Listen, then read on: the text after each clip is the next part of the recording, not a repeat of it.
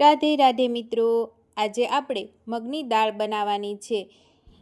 રેસ્ટોરન્ટની પણ તડકા દાળને ભૂલાવી દે એ રીતથી ઘરે જ આપણે મગની દાળ બનાવીશું। તો ચલો આપણે શરૂ કરીએ। મેં અહીં 1 વાટકી મગની ફોતરા ઉખેડેલી દાળ લીધેલી છે।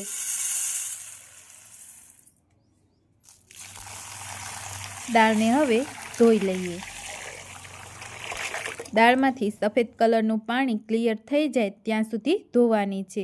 હવે આપણી દાળ ધોવાઈ ગઈ છે તો એક પ્રેશર કુકર લઈ એમાં 1 લીટર પાણી મૂકી દઈશું।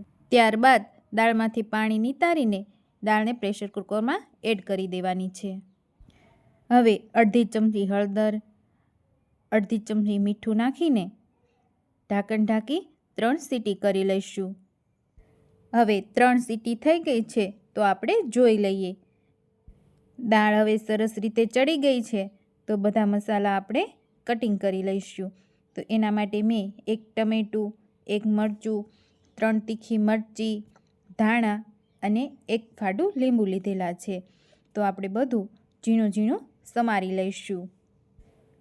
ત્યાર પછી હવે વઘાર કરવા માટે મેં અહીં 3 લવિંગ, 3 તીખા, થોડા બાદિયાના ટુકડા, થોડા તજ, 3 ટુકડા તજના લીધેલા છે, 1 સૂકું મરચું લીધેલું છે અને તમામ પત્ર લીધેલા છે। હવે તપેલીમાં 2 પાવડા જેટલું શીંગ તેલ ગરમ થવા મૂકી દઈએ। તેલ ગરમ થઈ જાય એટલે અડધી ચમચી રાઈ, 1 ચમચી જીરું, 5 ચમચી હિંગ અને ખડે મસાલા નાખી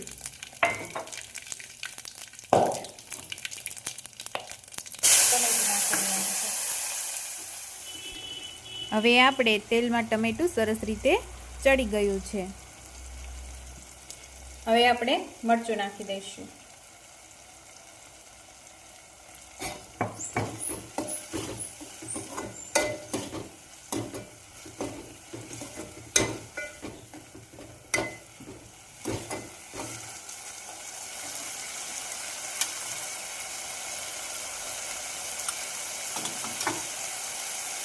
પાંચ ચમચી હળદર,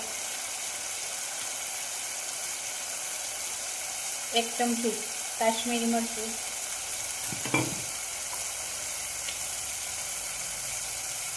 1 ચમચી મીઠું,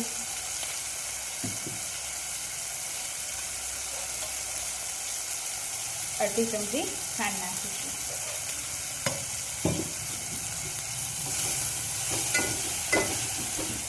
તમે અહીં ખાંડની જગ્યાએ ગોળનો પણ ઉપયોગ કરી શકો છો। હવે આપણે ટમેટું ને મરચું ચડી ગયા છે તો આપણે દાળ એડ કરી દઈએ।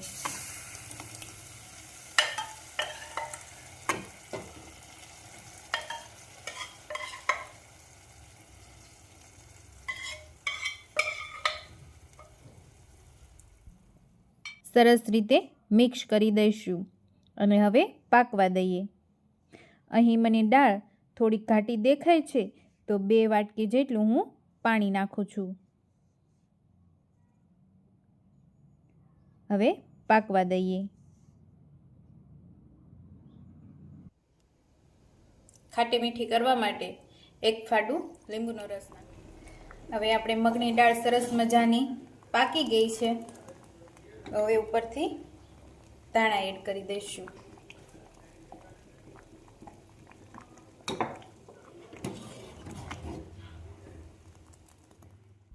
દાળને 1 વાટકામાં કાઢીને સર્વ કરી દઈએ। ઉપરથી ધાણા નાખી દઈએ અને ચોખ્ખું માખણ 1 ચમચી નાખીશું। હવે આપણે રેસ્ટોરન્ટની પણ તડકા દાળને ભૂલાવી દે એવી મગની દાળ તૈયાર છે।